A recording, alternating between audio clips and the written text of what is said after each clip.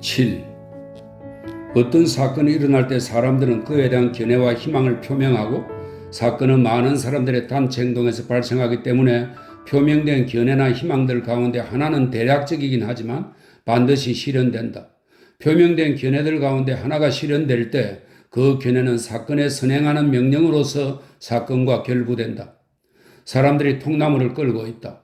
통나무를 어디로 어떻게 끌어야 할지 나름대로 자신의 견해를 표명한다. 그러고 나서 통나무를 끌다 보니 그 작업이 그들 중 한 사람의 말대로 되었음이 밝혀진다. 그 사람이 명령을 내린 것이다. 이것이 원시 형태의 명령과 권력이다. 남들보다 손을 더 많이 움직여 일한 사람은 자기가 한 일을 숙고하고 전체 활동에서 생길 결과를 판단하고 명령을 내릴 가능성이 더 적다. 남들보다 더 많이 명령하는 사람은 말로 활동하느라 손으로 행동할 가능성이 더 적다. 하나의 목적의 활동을 집중하는 사람들의 집단이 큰 경우 명령의 활동을 집중할수록 전체 활동에 직접 관여하는 일이 적은 사람들의 부류가 더욱더 눈에 띄게 드러난다. 인간은 혼자서 행동할 때 언제나 자기 내면에 어떤 일련의 판단을 갖고 있는데 그는 이 판단이 자신의 과거 활동을 이끌었고 현재 활동을 정당화하고 미래 행위를 예측하게 한다고 생각한다. 마찬가지로 사람들의 집단 또한 행동에 참여하지 않는 사람들에게 자신들의 공동행동을 판단하고 정당화하고 앞으로의 일을 예측하게 한다. 우리가 알거나 혹은 알지 못하는 이유 때문에 프랑스인들이 서로를 쓰러뜨리고 베어 죽이기 시작한다. 그리고 그 사건에 상응하여 프랑스의 안녕과 자유, 평등을 위해 필요한 일이었다는 사건에 대한 정당화가 사람들의 의지 표명이라는 형태로 나타난다. 사람들이 서로 베어 죽이는 것을 중단하자 이는 권력의 통일과 유럽에 대한 저항 등이 필요했기 때문이라는 정당화가 뒤따른다. 사람들이 자신과 같은 이들을 죽이며 서쪽에서 동쪽으로 나아갔을 때는 프랑스의 영광이니 영국의 비열함이니 하는 정당화가 수반된다. 역사가 말해주듯 사건에 대한 이런 정당화는 어떤 보편적 의미도 갖지 않고 인간의 권리를 인정하기 때문에 인간을 죽인다든지 영국을 모욕하기 위해 러시아에서 수많은 사람들을 죽인다든지 하는 자기 모순에 빠지고 만다. 그러나 이런 정당화는 동시대의 의미에 있어 필연적 이의를 지닌다. 이런 정당화는 사건을 일으키는 자들의 도덕적 책임을 면제해 준다. 이런 일시적인 목적은 열차 앞에서 선로를 청소하는 솔과 비슷한데 왜냐하면 그것이 인간의 도덕적 책임이라는 길을 청소해 주기 때문이다. 이런 정당화 없이는 어떤 사건을 검토할 때 떠오르는 매우 단순한 질문, 수많은 인간들이 공동으로 범죄, 전쟁, 살인 등을 저지르게 되는 이유는 무엇인가? 라는 질문을 해명할 수 없다. 오늘날 유럽의 복잡한 정치 및 사회생활 형태에서 군주, 대신, 의회, 신문에 의해 규정되고 지시되고 명령되지 않았을 어떤 사건을 생각해내는 게 가능할까? 국가의 통일, 국민성, 유럽의 균형, 문명에서 정당화를 발견할 수 없는 공동행동이 과연 존재할 수 있을까? 발생한 모든 사건은 어떤 표명된 희망과 필연적으로 일치하고 그 정당성을 획득하며 한 사람 혹은 여러 사람들의 의지의 산물로 여겨지게 된다. 선박이 어느 쪽으로 움직이든 그 앞에서는 선박이 가르는 파도의 흐름이 항상 보일 것이다. 선박에 있는 사람들에게는 이 흐름이 눈에 보이는 유일한 움직임일 것이다. 우리는 오직 이 흐름의 움직임을 매 순간 가까이서 보고 그 움직임을 선박의 움직임과 비교할 때 비로소 이 흐름의 움직임이 매 순간 선박의 움직임으로 결정되며 우리 역시 알지 못하는 사이에 움직이고 있기 때문에 착각에 빠졌음을 확신하게 될 것이다. 역사 속 인물들의 움직임을 매 순간 주시하고 역사 속 인물과 대중의 필연적인 연관성을 시야에서 놓치지 않는다면 우리는 파도의 흐름에서 보았던 것과 동일한 것을 보게 될 것이다.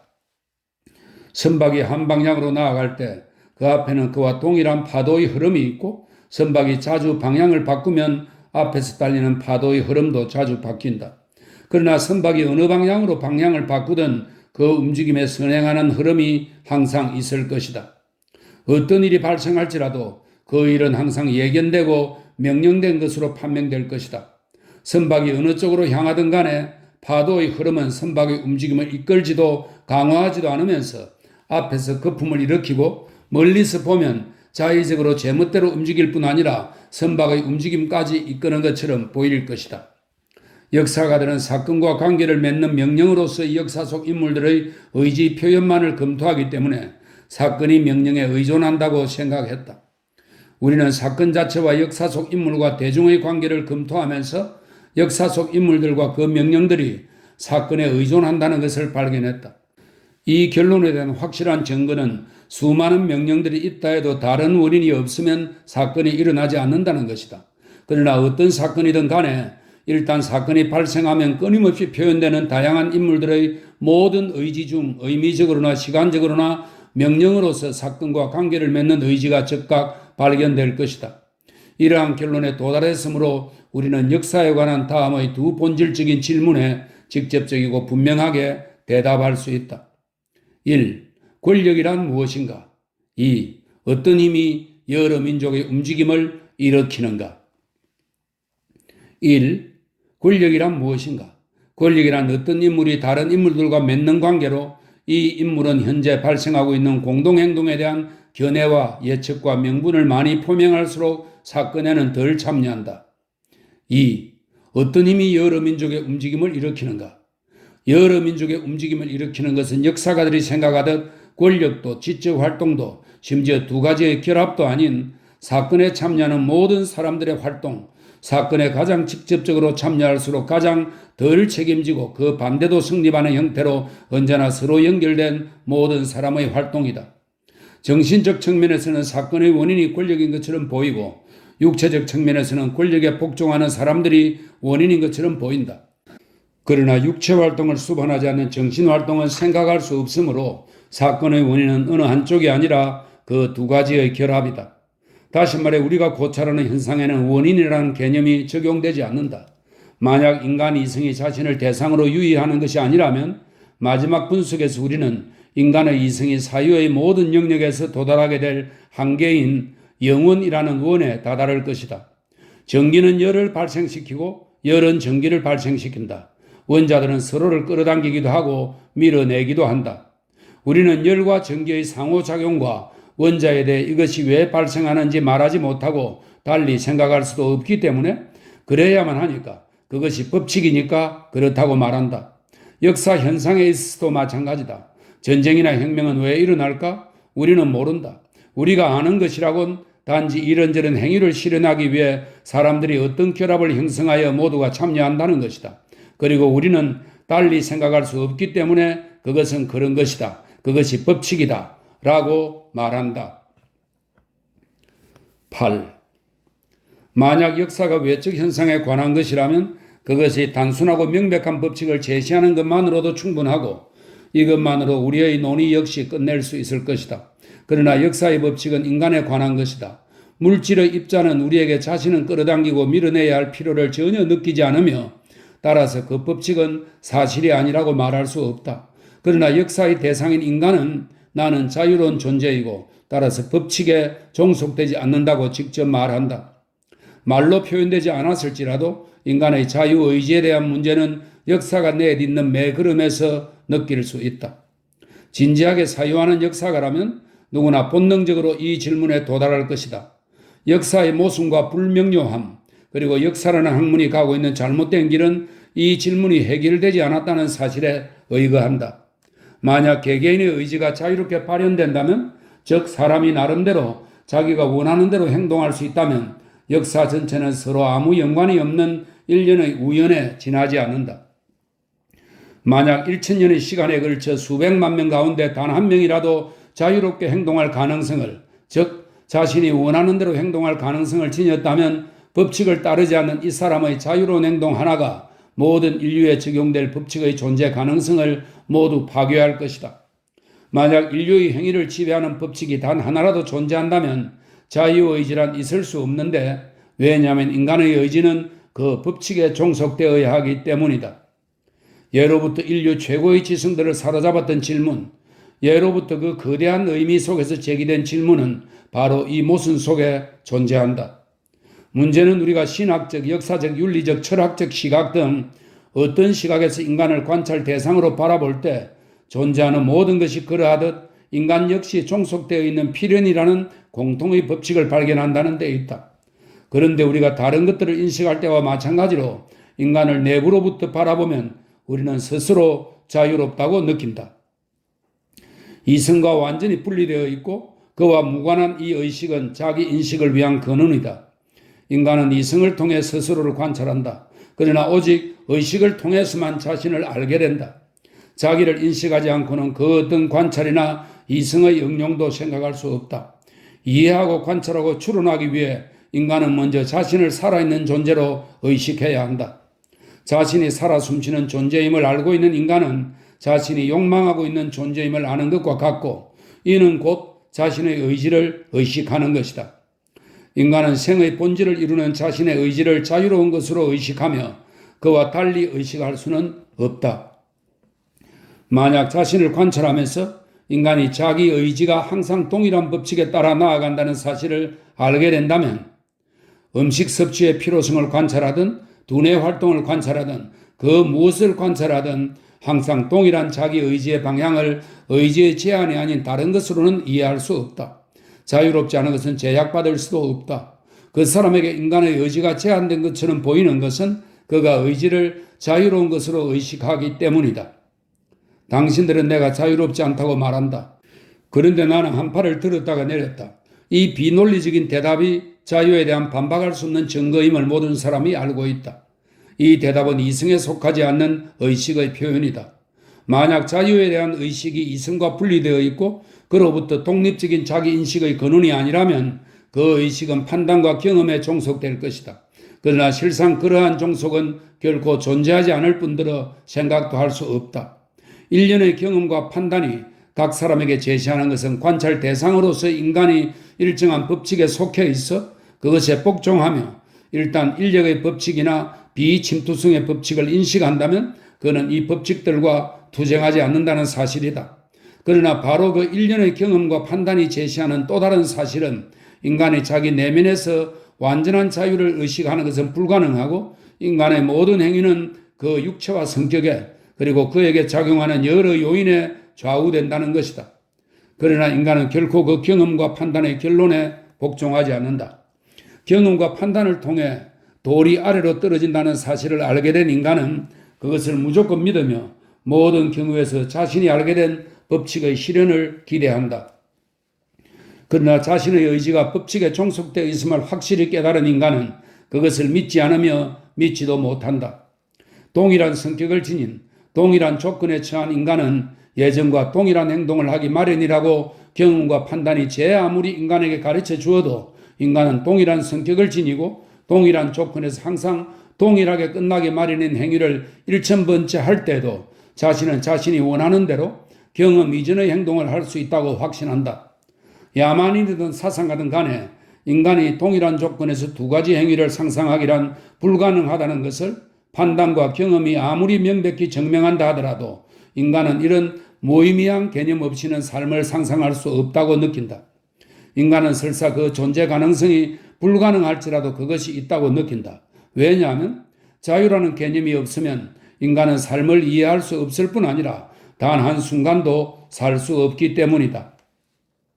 사람들의 모든 갈망과 생을 향한 충동이 자유를 확대하기 위한 갈망에 그친다면 인간은 살 수 없을 것이다. 부와 빈곤, 명예와 무명, 권력과 예속, 힘과 나약함, 건강과 질병, 교양과 무지, 노동과 여가, 포식과 기아, 미덕과 악덕은 단지 자유의 크고 작은 정도일 뿐이다. 자유가 없는 사람은 자신의 삶을 잃은 사람이라고 생각할 수밖에 없다. 만약 이성에 있어 자유라는 개념이 동일한 순간에 두 가지 행위를 할 가능성 혹은 원인 없는 행위 같은 무의미한 모순으로 나타난다면 그것은 의식이 이성에 속하지 않음을 증명할 뿐이다. 반박의 여지가 없는 부동의 경험과 판단에 종속되지 않는 자유에 대한 이러한 의식, 모든 사상가들이 인정하고 모든 이들이 예외 없이 감지하는 이 의식, 그것 없이는 인간에 대한 어떤 개념도 고안해낼 수 없는 이 의식은 문제의 다른 측면을 이루기도 한다. 인간은 전지전능하고 지고지선한 하나님의 창조물이다. 그렇다면 인간의 자유에 대한 의식에서 비롯된 개념인 죄란 무엇인가? 이것은 신학의 문제다. 인간의 행위는 통계로 표현되는 일반적인 불변의 법칙에 종속된다. 그렇다면 자유에 대한 의식에서 비롯된 개념인 사회에 대한 인간의 책임은 무엇일까? 이것은 법학의 문제다. 인간의 행위는 타고난 성격과 그것에 영향을 미치는 여러 동기에 의해 일어난다. 그렇다면 자유에 대한 의식에서 비롯되는 행동들의 선악에 대한 의식과 양심은 무엇일까? 이것은 윤리학의 문제다. 인간 공통의 삶과 관계된 인간은 그 삶을 규정하는 법칙에 종속된 것처럼 보인다. 하지만 그 인간은 이런 관계와는 상관없이 자유로운 존재로 여겨진다. 여러 민족과 인류의 과거 삶을 어떻게 보아야 하는가? 인간의 자유로운 활동의 산물로 보아야 하는가? 자유롭지 못한 활동의 산물로 보아야 하는가? 이것은 역사의 문제다. 지식이 대중화되었다고 자부하는 오늘날에 이르러서야 무지의 강력한 무기인 출판이 널리 보급된 덕분에 의지의 자유라는 문제는 문제 자체가 존재할 수도 없는 수준으로 국한되었다. 오늘날 이른바 진보적인 사람들의 대다수, 즉 무지한 무리는 문제의 한 가지 측면에만 몰두하는 자연과학자의 연구를 문제 전체를 해결하는 것으로 여겼다. 인간의 삶은 근육운동으로 표현되고 근육운동은 신경활동의 제약을 받기 때문에 영혼과 자유는 없다. 우리는 우리가 알지 못하는 시기에 원숭이로부터 발생했기 때문에 영혼과 자유는 없다. 사람들은 이렇게 말하고 쓰고 인식하지만 그들은 지금 자신들이 생리학과 비교 동물학을 통해 그토록 열정적으로 증명하려고 애쓰는 그 필연의 법칙이 수천 년 동안 모든 종교와 모든 사상가들에 의해 인정되었을 뿐 아니라 단 한 번도 부정되지 않았다는 점을 상상해 보지도 않는다. 그들은 이 문제에서 자연과학의 역할이 단지 문제의 한 측면을 설명하기 위한 도구로 기능한다는 것을 깨닫지 못한다. 왜냐하면 관찰의 관점에서 볼 때 이성과 의지는 뇌의 분비물에 불과하고 인간은 일반 법칙에 따라 우리가 모르는 시기에 하등동물에서 발생했을 수도 있다는 주장은 이성의 관점에서 인간은 필연 법칙에 속한다는 진리, 수천 년 동안 모든 종교와 철학 이론이 인정한 이 진리를 새로운 측면에서 설명하는 데 그칠 뿐 자유의 의식에 의거한 정반대의 다른 측면을 지닌 이 문제의 해결을 조금도 진전시키지 않는다. 인간이 우리가 모르는 시기에 원숭이로부터 발생했다면 그것은 인간이 우리가 아는 시기에 한 줌의 흙에서 발생했다는 것과 마찬가지로 납득할 만하다. 전자의 경우에 X는 시간이고 후자의 경우에 X는 발생이다.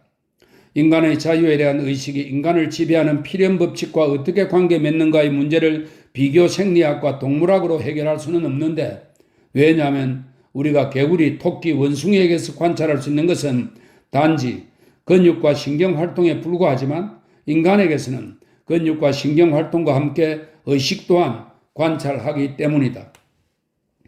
이 문제를 해결하려고 하는 자연과학자들과 그 숭배자들은 마치 교회의 한쪽 벽면에만 회반죽을 칠하라는 지시를 받은 미장공이 작업 반장이 자리를 비운 틈을 타 창문, 이콘, 발판을 비롯하여 아직 굳지도 않은 벽까지 열심히 회반죽을 칠해놓고 나서 미장의 관점에서 모든 것이 고르고 매끄럽게 칠해졌다며 기뻐하는 것과 흡사하다. 9. 역사학은 자유와 필연이라는 문제를 해결하는 데 있어 그 문제를 제기하는 다른 지식 분야와 비교할 때 장점을 갖고 있는데, 그 장점은 역사학의 경우 이 문제가 인간 의지의 본질 자체와 관련이 있는 것이 아니라 과거의 일정한 조건에서 발현한 의지에 대한 표상과 관련이 있다는 것이다. 이 문제를 해결하기 위해 역사학은 추상적 학문을 대하는 경험적 학문의 입장으로 다른 학문들을 대한다. 역사학의 대상은 인간의 의지 자체가 아니라 의지에 대한 우리의 표상이다. 그러므로 역사학에는 신학, 윤리학, 철학과 마찬가지로 자유와 필연이라는 모순된 두 개념의 결합에 대한 해결할 수 없는 비밀이 존재하지 않는다. 역사는 인간 삶에 대한 표상을 연구하는데 이 표상 속에서 두 가지 모순의 결합이 이미 실현되었다. 비록 각 사건이 어느 부분은 자유롭게 어느 부분은 필연적으로 보일지라도 실제 생활에서 개별 역사 사건과 개별 인간 행위는 미시한 모순을 느끼지 않고 분명하고 명확하게 이해된다. 자유와 필연이 어떻게 결합되고 이 두 개념의 본질이 무엇인가라는 문제를 해결하기 위해 역사 철학은 다른 학문들과 정반대의 길을 걸을 수 있고 또한 그래야만 한다. 역사학은 자기 안에서 자유와 필연에 대한 개념을 정의하고 이렇게 만들어진 정의의 삶의 현상들을 적용하는 것이 아니라 삶에 속하는 수많은 현상들, 항상 자유와 필연에 지배되는 것처럼 보이는 이 현상들로부터 자유와 필연에 관한 개념 자체의 정의를 도출해야 한다. 많은 사람들 혹은 한 사람의 활동에 관한 어떤 표상을 고찰하더라도 우리는 그것의 일부는 인간의 자유에서 생긴 산물로, 일부는 필연 법칙에서 비롯된 산물로 이해할 수밖에 없다. 여러 민족의 이동, 야만족들의 침입, 나폴레옹 3세의 명령 또는 1시간 전에 여러 방향의 산책길 중 하나를 택한 인간의 행위 등을 말할 때 우리 눈에는 그 어떤 모순도 보이지 않는다. 이 인간들의 행위를 이끄는 자유와 필연의 기준은 우리에게 명확히 규정되어 있기 때문이다. 우리가 현상을 고찰할 때 그 관점의 차이에 따라 자유의 크고 작음에 대한 표상이 달라지는 경우는 매우 흔하다. 그러나 항상 동일한 것은 인간의 모든 행위가 우리에게 자유와 필연의 어떤 결합으로 보인다는 것이다. 어떤 행위를 고찰하든 우리는 그 안에서 일정량의 자유와 일정량의 필연을 발견한다. 그리고 어떤 행위에서든 우리가 자유를 많이 발견할수록 필연은 더 적게 발견되고 필연을 많이 발견할수록 자유는 더 적게 발견된다. 필연에 대한 자유의 비율은 행위를 고찰하는 사람의 관점에 따라 작아지거나 커지기도 하지만 그 비율은 항상 반비례한다. 물에 빠져 다른 사람을 붙잡으려다 그 사람마저 빠뜨리는 사람, 또는 아기에게 젖을 먹이느라 지치고 굶주려 먹을 것을 훔친 어머니, 또는 규율에 익숙해져서 명령에 따라 대우를 이루고 무방비 상태의 인간을 죽인 사람, 이런 사람들의 상황을 아는 이에게 이들의 죄는 덜한 듯 여겨진다. 즉 이들이 덜 자유롭고 필연의 법칙에 더 종속된 것처럼 보인다. 그러나 그 사람이 물에 빠진 상태였고 어머니는 굶주려 있으면서 병사가 대호 속에 속해 있었음을 알지 못하는 이에게는 이들이 보다 더 자유로워 보인다. 마찬가지로 20년 전에 살인을 저지르고 그 후 아무런 해를 끼치지 않고 사회에서 조용히 사는 사람은 20년이 지나 그의 행위를 관찰하는 이에게 죄가 덜한 것처럼 그의 행위가 필연 법칙에 더 종속된 것처럼 보인다. 그러나 그가 살인을 저지른 바로 다음 날 그 행위를 관찰한 이에게는 그것이 보다 자유로운 행위로 보인다. 마찬가지로 미치광이, 술 취한 자, 극도로 흥분한 사람의 행위는 그 행위를 한 사람의 정신 상태를 아는 이에게는 덜 자유롭고 더 필연적인 것처럼 보이고 모르는 이에게는 더 자유롭고 덜 필연적인 것처럼 보인다. 이 모든 경우 행위를 관찰하는 자의 관점에 따라 자유에 대한 개념은 확대되거나 축소되고 그에 따라 필연에 대한 개념도 축소되거나 확대된다. 따라서 필연이 더 크게 보이면 자유는 작게 보인다. 그 반대도 마찬가지다. 종교, 인류의 상식, 법학, 그리고 역사학 역시 필연과 자유의 이러한 관계를 동일하게 이해한다. 자유와 필연에 대한 우리의 표상이 확대되고 축소되는 모든 경우는 예외 없이 오직 다음의 세 가지를 근거로 한다. 1. 행위를 한 인간과 외부 세계의 관계. 이 근거는 크거나 작은 정도의 차이가 있는 인간과 외부 세계의 관계, 즉 인간이 자신과 동시에 존재하는 모든 것에 대해 점하는 일정한 위치에 대한 명료성의 측면에서 정도의 차이가 있는 개념이다. 바로 이것이 물에 가라앉는 인간이 육지에 있는 인간보다 덜 자유롭고 필연에 더 종속된다는 점을 분명하게 만드는 근거이다. 바로 이것이 인구 밀도가 높은 지역에서는 다른 사람들과 밀접한 관계를 맺고 살아가는 사람들의 행위, 가족이나 직무, 사업에 매인 사람의 행위가 고독하게 홀로 지내는 사람의 행위보다 명백히 덜 자유롭고 필연에 더 종속되는 것처럼 보이게 만드는 근거다. 우리가 주위의 모든 것과의 관계를 배제하고 누군가를 고찰할 경우 그 사람의 각 행위는 자유로운 것처럼 보일 것이다. 그러나 그를 둘러싸고 있는 관계를 볼 경우 그와 관계 맺고 있는 어떤 것이든 그와 이야기하는 사람이든 그가 읽는 책이든 몰두하는 일이든 심지어 그 주변의 공기든 그 주변의 물건에 떨어지는 빛이든 어떤 것이든 우리는 이런 개별 조건들이 그에게 영향을 미치면서 행위의 한 측면이라도 지배하고 있음을 깨닫게 된다. 이러한 영향을 보는 한 그의 자유에 대한 우리의 표상은 축소되고 그가 종속되는 필연에 대한 표상은 확대된다. 2. 인간과 시간의 관계. 이 두 번째 근거는 정도의 차이가 있는 인간과 세계의 시간적인 관계로, 이는 인간의 행위가 시간 속에서 차지하는 위치에 대한 개념으로 명료함의 정도에서 차이가 있다. 인류의 출현을 야기한 최초의 인간이 저지른 타락이 현대 인간의 결혼보다 분명 자유롭지 못한 것으로 보이는 것은 바로 여기에 근거한다. 그리고 수세기 전에 살았던 시간 속에서 나와 이어진 사람들의 생활과 활동을 아직은 그 결과를 모르는 현대의 생활보다 내가 자유롭게 보지 않는 것도 바로 여기에 근거한다. 이 점에서 자유와 필연의 정도에 대한 표상의 점진적 변화는 행위의 수행부터 그에 대한 판단까지의 시간 간격에 달려 있다.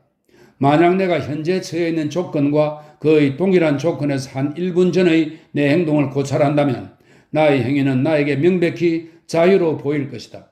그러나 한 달 전의 내 행동을 검토할 경우 다른 조건에 놓인 내가 부득이 인정할 수밖에 없는 것은 내가 만약 그 행위를 하지 않았다면 그 행위로 인해 생긴 유익하고 유쾌하고 심지어 필수적이기까지 한 많은 것들이 존재하지 않으리라는 점이다.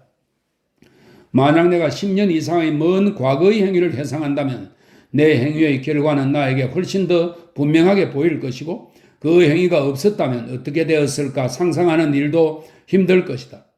회상을 통해 과거로 계속 거슬러 올라갈수록 또는 추론을 통해 더 먼 미래로 나아갈수록 어느 쪽이든 다 똑같지만 행위의 자유에 대한 나의 판단은 더욱 의심스러워질 것이다. 마찬가지로 우리는 인류의 전반 사안에 자유의지가 관여하는 비율에 대한 그 확실한 수열을 역사에서도 발견한다. 막 일어난 현대의 사건은 우리에게 의심할 여지 없이 모든 유명 인물들이 한 행위의 소산으로 보인다. 그러나 시각적으로 더 멀리 떨어진 사건에서 우리는 그 결과 이외의 다른 결과를 상상할 수 없는 그것의 필연적 결과를 이미 알고 있다. 그리고 우리가 더 먼 과거의 사건을 검토할수록 그 사건들은 우리에게 덜 자유로운 것으로 보인다. 오스트리아와 프로이센 전쟁은 우리에게 의심할 여지 없이 교활한 비스마르크와 그 외 인물들의 행위에 따른 결과로 보인다. 나폴레옹 전쟁은 이미 의심스럽긴 하지만 여전히 우리에게 영웅들의 의지의 산물로 보인다. 그러나 십자군 원정에서 우리는 이미 시간 속에 분명히 자리를 차지한 사건을 보게 되고 그것 없이는 유럽의 새로운 역사를 생각할 수도 없다. 그러나 십자군 원정의 연대기 필자들에게는 그 사건 역시 몇몇 인물의 의지의 산물로 보였을 뿐이다. 민족 이동에 대해서는 오늘날 그 누구도 유럽 세계의 부흥이 아틸라의 독단 때문에 일어났다고, 이 아틸라는 로마 제국을 침략한 훈족 최후의 왕입니다. 오늘날 그 누구도 유럽 세계의 부흥이 아틸라의 독단 때문에 일어났다고 생각하지 않을 것이다. 우리가 역사에서 더 먼 과거에서 관찰 대상을 찾을수록 사건을 일으키는 인간의 자유는 더욱 의심스러워지고 필연 법칙은 더욱 분명해진다. 3. 인간과 행위를 유발한 원인의 관계. 이 세 번째 근거는 인과의 끊임없는 사슬에 우리가 어느 정도 접근할 수 있다는 것이다.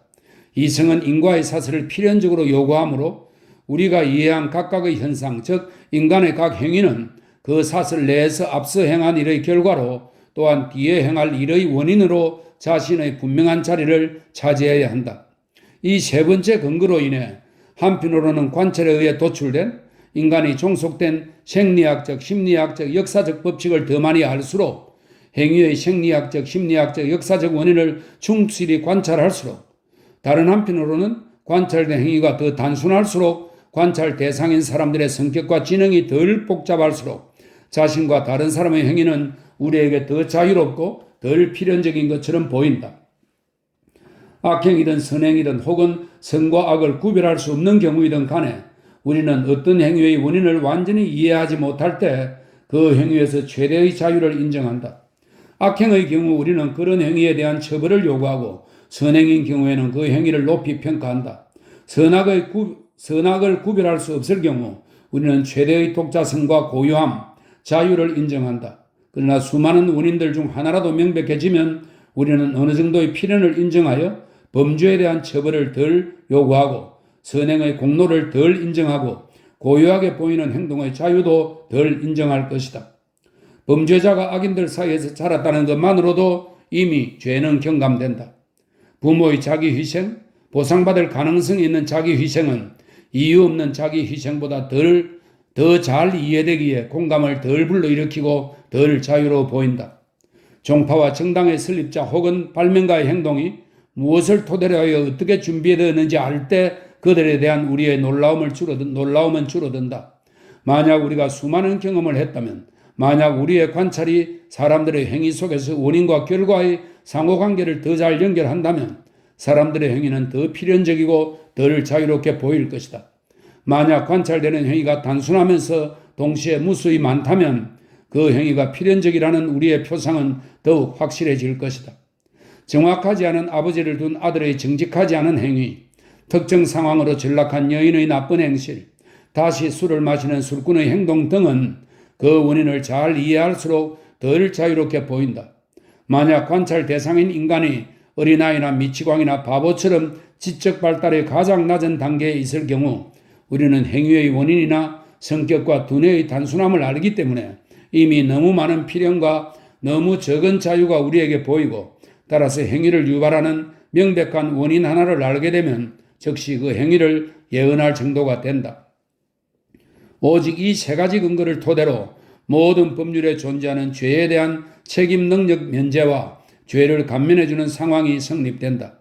그 행위를 논의 대상으로 하는 인간 조건에 대한 알의 정도에 따라 행위의 수행부터 그에 대한 판단에 이르는 시간 간격의 정도에 따라 행위의 원인에 대한 이해 정도에 따라 책임 능력은 크게 보이거나 작게 보인다. 10. 이처럼 자유와 필연에 대한 우리의 표상은 외부 세계와 맺는 관계의 정도에 따라 시간 간격의 정도에 따라 우리가 인간 생활의 현상을 관찰하는 근거가 되는 원인에 대한 의존도에 따라 단계적으로 축소되거나 확대된다. 따라서 외부 세계와의 관계가 가장 잘 알려지고 사건 발생 이후부터 판단하는 시기까지의 기간이 가장 길고 행동의 원인이 가장 잘 이해되는 상황에서 인간을 관찰할 때 우리는 최대의 필연과 최소의 자유에 대한 표상을 얻게 된다. 그러나 외부 조건에 대한 의존도가 가장 작은 사람을 관찰할 때 그 사람의 행위가 현재와 아주 가까운 시기에 수행되고 그 행위의 원인이 우리에게 알려지지 않았을 때 우리는 최소의 필연과 최대의 자유에 대한 표상을 얻을 것이다. 그러나 우리가 아무리 자신의 관점을 바꾸고 인간과 외부 세계의 관계를 아무리 명확하게 이해할지라도 시간의 간격이 크든 작든 원인을 아무리 잘 이해하든 이해하지 못하든 그 어떤 경우든 간에 우리는 결코 완전한 자유도 완전한 필연도 상상할 수 없다. 1. 우리가 외부 세계의 영향을 받지 않는 인간을 아무리 상상한다 해도 공간 속에서의 자유에 대한 개념을 결코 얻을 수는 없을 것이다. 인간의 모든 행위는 인간을 둘러싼 것과 인간의 육체에 의해 불가피하게 조건 지어진다. 내가 손을 올렸다가 내린다. 나의 행위는 나에게 자유로운 행위로 보인다. 그러나 모든 방향으로 손을 올릴 수 있는지에 대해 자문할 때 나는 주위의 물체들과 내 육체 구조상 행위에 대한 장애물이 적은 방향으로 손을 올렸음을 알게 된다. 만일 내가 가능한 모든 방향 가운데 한 곳을 골랐다면 그것은 그곳에 장애가 더 적었기 때문이다. 나의 행위가 자유로우려면 어떤 장애물도 맞닥뜨리지 않아야 한다. 인간을 자유로운 존재로 상상하려면 우리는 공간 밖에 있는 인간을 상상해야 한다. 하지만 그것은 분명 불가능하다. 2. 우리가 아무리 판단의 시간을 행위의 시간에 근접시킨다 해도 우리는 결코 시간 속에서의 자유에 대한 표상을 얻지 못할 것이다.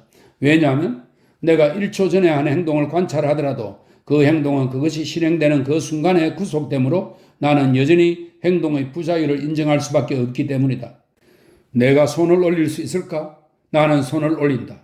그러나 이미 지난 그 순간에 손을 들지 않을 수는 없었을까 하고 자문한다. 이를 확인하기 위해 다음 순간에는 손을 올리지 않는다. 그러나 내가 손을 올리지 않은 때는 내가 자유에 대해 자문한 그 최초의 순간이 아니다. 시간은 이미 흘렀고 시간을 잡는 것은 나의 군한 박일이다. 내가 그때 올린 손은 지금 내가 움직임을 멈춘 이 손이 아니고 내가 그 행동을 했을 때의 공기는 지금 나를 에워싼 이 공기가 아니다. 첫 번째 행동이 이루어진 순간은 다시 돌아오지 않으며 그 순간 나는 오직 한 가지 행동만을 할 수 있었다. 그리고 내가 어떤 행동을 했다면 그 행동은 오직 한 가지일 수밖에 없다. 내가 다음 순간에 손을 올리지 않았다는 사실이 내가 손을 들지 않을 수 있었다는 것을 증명하지는 않았다. 나의 행동은 한순간에 오직 하나일 수밖에 없기 때문에 다른 것일 수는 없었다. 그 행동을 자유로운 것으로 상상하기 위해서는 현재 안에서 과거와 미래의 경계에서, 즉 시간 밖에서 상상해야 하는데 그것은 불가능하다. 3. 원인을 이해하기가 아무리 어려워도 우리는 결코 완전한 자유의 표상, 즉 원인이 부재한다는 생각에 이르지는 않을 것이다. 자신 혹은 타인의 행동에서 의지 표현의 이유가 우리에게 아무리 이해되지 않더라도 이성의 첫 번째 요구는 원인을 가정하고 그것을 탐구하는 것이다. 원인이 없으면 그 어떤 현상도 생각해낼 수 없기 때문이다. 나는 어떤 원인에도 좌우되지 않는 행위를 하기 위해 손을 올리지만 원인 없는 행위를 원한 것 자체가 내 행위의 원인이다. 설령 우리가 모든 영향력으로부터 완전히 자유로운 인간을 상상하고 그 인간의 현재 행한 어떤 원인도 없는 순간적 행위만을 관찰하면서 그의 제로나 다름없는 필연의 잔여물을 가정한다 할지라도 우리는 인간의 완전한 자유라는 개념에 도달하지 못할 것이다. 시간 밖에서 그 어떤 원인에도 좌우되지 않고 외부 세계의 영향을 전혀 받지 않는 존재는 이미 인간이 아니기 때문이다. 마찬가지로 우리는 일말의 자유 없이 오직 필연의 법칙에만 종속되는 인간 행위를 결코 상상할 수 없다. 1. 인간이 놓인 공간적 조건에 대한 우리의 지식이 아무리 늘어날지라도 공간이 무한하듯 이 조건의 수 역시 무한하기 때문에 그 지식은 결코 완전해질 수 없다. 따라서 인간에게 미치는 영향의 모든 조건이 해명되지 않는 한 완전한 필요는 없고 어느 정도의 자유가 있게 된다. 2. 우리가 관찰 대상인 현상과 그 현상에 대한 판단까지의 시기를 아무리 연장해도 그 시기는 유한한 반면 시간은 무한하다. 따라서 이 점에서도 완전한 필요는 결코 있을 수 없다. 3. 어떤 행위의 원인들의 사슬을 아무리 잘 이해한다 하더라도 그 사슬이 무한하기 때문에 우리는 그 사슬 전체를 알 수 없다. 그러므로 우리는 역시 완벽한 필연을 얻지 못할 것이다.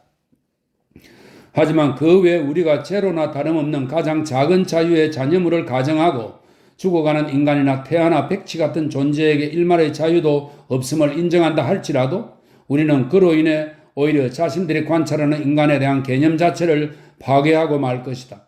왜냐하면 자유가 존재하지 않는 순간 인간도 존재하지 않기 때문이다. 따라서 최소한의 자유의 잔여물도 없이 필연의 법칙에만 종속된 인간 행위를 상상하는 것은 완전히 자유로운 인간 행위를 상상하는 것만큼이나 불가능하다. 따라서 자유 없이 필연의 법칙에만 종속된 인간 행위를 상상하려면 우리는 무한한 수의 공간 조건들, 무한한 시간적 기간과 일련의 무한한 원인들을 알고 있다고 가정해야 한다. 필연의 법칙에 종속되지 않는 절대적으로 자유로운 인간을 상상하려면 우리는 공간, 시간, 인과 밖에 있는 인간을 상상해야 한다. 첫 번째 경우, 만약 자유 없는 필연이 가능하다면 우리는 그 필연에 의해 필연의 법칙을 정의하는 것에, 즉 내용 없는 형식에 이르게 될 것이다. 두 번째의 경우, 만약 필연 없는 자유가 가능하다면 우리는 공간과 시간과 인과 밖에 있는 무조건적 자유에 이르겠지만 무조건적이고 그 무엇의 제약도 받지 않는다는 점 때문에 그 자유는 무이거나 형식 없는 내용에 불과하다. 우리는 대체로 인간의 세계관 전체를 형성하는 두 가지 근거, 즉 이해할 수 없는 삶의 본질과 그 본질을 규정하는 법칙에 이를 것이다. 이성은 다음과 같이 말한다. 1. 그것에 가시성을 부여하는 모든 형태들을 소유하고 있는 공간, 즉 물질은 무한하며 다른 식으로는 생각할 수 없다. 2. 시간은 한순간의 심도 없는 무한한 운동이며 그 밖에 다른 식으로는 생각할 수 없다. 3. 인과관계는 시작도 끝도 가질 수 없다. 의식은 다음과 같이 말한다. 1.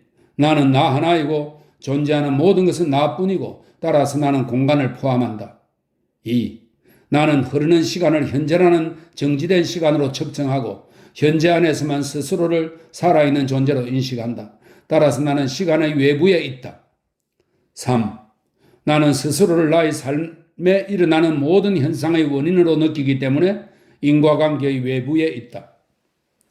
이성은 필연의 법칙을, 의식은 자유의 본질을 표현한다.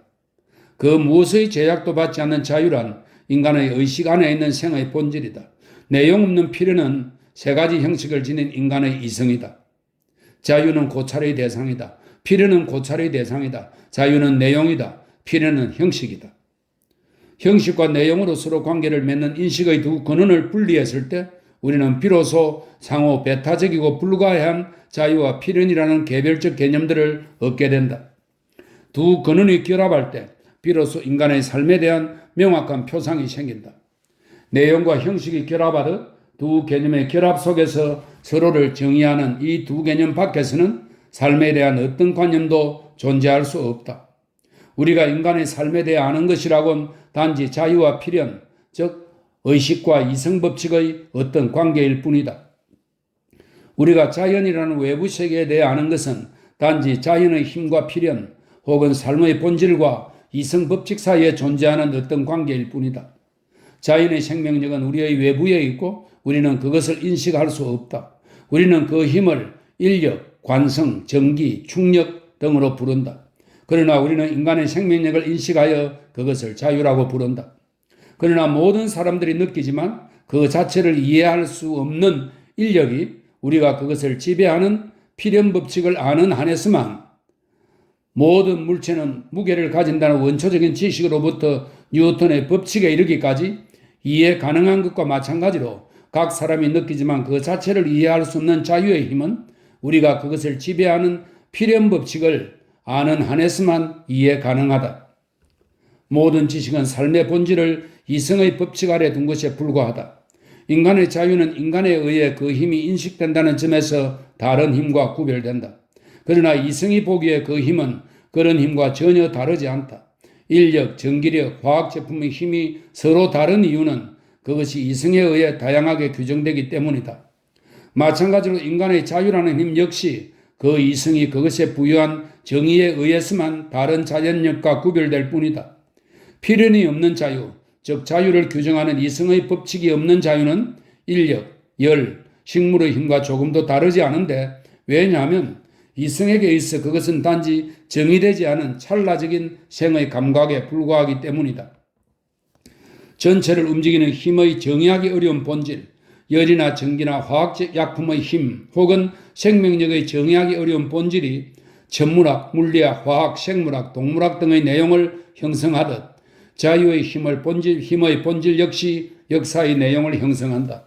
그러나 모든 과학의 대상이 생의 이러한 미지의 본질이 발현된 것이고 그 본질 자체는 단지 형이상학적 대상에 지나지 않는 것처럼 공간과 시간과 인과의 종속관계에 있는 인간의 자유의 힘의 발현은 역사의 대상이 되지만 자유 자체는 형이상학의 대상이다.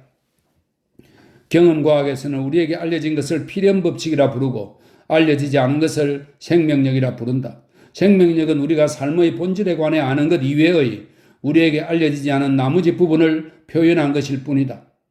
역사에서도 마찬가지로 우리의 알려진 것을 필연법칙이라 부르고 알려지지 않은 것을 자유라 부른다.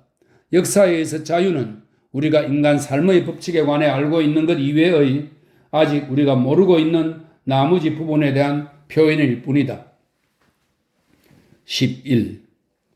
역사는 시간 속에 존재하는 외부 세계와의 관계 및 인과의 종속관계 안에서 인간의 자유가 발현하는 현상을 고찰하면서 이성의 법칙으로 자유를 규정한다. 따라서 역사는 자유가 이성의 법칙에 의해 규정되는 한에서만 과학이 된다. 역사가 인간의 자유를 역사적 사건에 영향을 줄 수 있는 힘, 즉 법칙에 종속되지 않는 힘으로 인정하는 것은 천문학이 전체를 움직이는 자유로운 힘을 인정하는 것과 같다. 이렇게 인정하는 것은 법칙, 즉 모든 지식의 존재 가능성을 파괴한다. 만약 자유롭게 운동하는 천체가 단 하나라도 있다면 케플러와 뉴턴의 법칙은 더 이상 존재하지 않고 천체의 운동에 대한 어떤 표상도 존재하지 않을 것이다. 만약 인간의 자유로운 행위가 단 하나라도 존재한다면 어떤 역사 법칙도 역사 사건에 대한 어떤 표상도 존재하지 않을 것이다. 역사에는 인간의 의지가 운동하는 선들이 존재한다.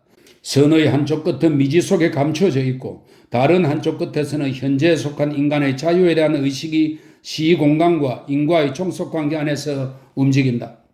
우리 눈앞에서 이 운동 범위가 확장될수록 운동의 법칙은 더욱 분명해진다. 역사의 과제는 이 법칙을 포착하여 규정하는 것이다. 오늘날 학문이 자신의 대상을 보는 관점으로는 그리고 학문이 인간 자유의지에서 여러 현상들의 원인을 찾으며 준수하는 방법으로는 학문을 위한 법칙을 표현하는 것이 불가능하다. 왜냐하면 인간의 자유를 아무리 제한해도 우리가 자유를 법칙에 종속되지 않는 힘으로 인정하는 순간 법칙은 존재할 수 없기 때문이다. 이 자유의 경계를 무한으로 설정할 때, 즉 자유를 무한소로 고찰할 때에만 우리는 우리가 원인에 도달하는 것이 완전히 불가능하다는 사실을 확신하게 될 것이고, 그때가 되어서야 역사의 원인을 고찰하는 대신에 법칙을 고찰하는 것을 자신의 과제로 삼을 것이다. 이미 오래전부터 이 법칙들에 대한 고찰이 시작되었다. 옛 역사학이 현상의 원인을 끊임없이 세분화하며 자기 파멸로 가는 것과 함께 역사학이 습득해야 할 새로운 사고방식이 형성되고 있다. 이 길을 따라 인간의 모든 학문이 걸어갔다. 학문 중에서도 가장 정밀한 수학은 무한소에 도달하자 미분의 과정을 버리고 그 미지의 무한소들을 모두 합하는 새로운 과정에 착수한다. 원인이라는 개념을 버린 수학은 또 다른 법칙, 즉 미지의 무한소의 모든 요소의 공통적인 특징을 탐구한다. 비록 형식은 다르지만 여타 학문들 역시 똑같은 사유방법의 과정을 따랐다. 뉴턴이 인력의 법칙을 말했을 때 그는 태양이나 지구를 끌어당기는 성질을 갖고 있다고 말한 것이 아니라 최대의 것에서 최소의 것에 이르기까지 모든 물체가 서로 끌어당기는 듯한 성질을 갖고 있다고 말했다. 물체가 운동하는 원인에 대한 질문을 제쳐두고 무한대부터 무한소에 이르는 모든 물체의 공통적인 성질을 표명한 것이다. 자연과학도 이와 마찬가지로 원인에 대한 물음은 제쳐두고 법칙을 탐구한다. 역사학도 같은 노선에 있다. 만약 역사학이 사람들의 생활 속 일화들을 기술하는 대신 여러 민족과 인류의 움직임을 연구 대상으로 삼는다면 원인이라는 개념을 제쳐두고 서로 동등하며 굳건히 결합된 자유의 모든 무한소 요소들의 공통적인 법칙을 탐구해야 한다. 이 책의 마지막 글입니다. 에필로그 제2부 12. 코페르니쿠스의 법칙이 발견되고 증명된 이후 태양이 아닌 지구가 움직인다는 사실을 인정하는 것 하나가 고대인들의 우주론 전체를 붕괴시켰다. 이 법칙을 부정한 후 전체의 운동에 대한 옛 견해를 유지하는 것은 가능했지만 부정하지 않은 채 프롤레마이오스적 우주에 대한 연구를 계속하는 것은 불가능했을 듯 싶다. 그러나 코페르니쿠스의 법칙이 발견된 이후에도 프롤레마이오스적 우주는 계속해서 오랫동안 연구되었다. 출산이나 범죄 발생의 수가 수학적 법칙에 종속되고 어떤 지리적, 정치, 경제적 조건들이 이런저런 통치 형태를 결정하고 주민과 토지의 관계가 민족의 이동을 가져온다는 사실이 표명되고 증명된 이후 그 이후로 본질적으로 역사가 토대를 둔 기반들이 붕괴하고 말았다. 새로운 법칙을 부인한 후 역사에 대한 이전의 견해를 유지하는 것이 가능했을 수 있다. 그러나 그 법칙을 부인하지 않은 채 역사적 사건을 사람들의 자유의지의 산물로 계속해서 연구하는 것은 불가능했던 것처럼 보인다. 왜냐하면 어떤 지리적, 민족적, 경제적 조건들의 결과로 인해 어떤 통치 형태가 확립되었거나 어떤 민족 이동이 일어났다면 우리가 보기에 통치 형태를 확립하거나 민족 이동을 불러일으킨 인물들의 의지는 더 이상 원인으로서 고찰할 수 없기 때문이다. 그럼에도 종래의 역사학은 자체의 명제들과는 완전히 상반되는 통계학, 지리학, 정치, 경제학, 비교 문헌학, 지질학의 법칙을 갖고 계속 연구되고 있다. 물리철학에서는 신구시각의 투쟁이 오랫동안 그리고 끈질기게 진행되어 왔다.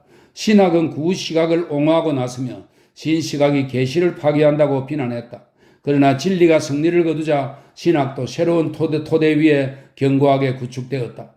현대에도 역사에 대한 신시각과 구시각의 투쟁이 오랫동안 그리고 끈질기게 진행되고 있다. 그리고 똑같이 신학은 구시각을 옹호하고 나서며 신시각이 계시를 파괴한다고 비난한다. 이 경우든 저 경우든 투쟁은 양쪽 모두의 열정을 불러일으키고 진리를 억누른다.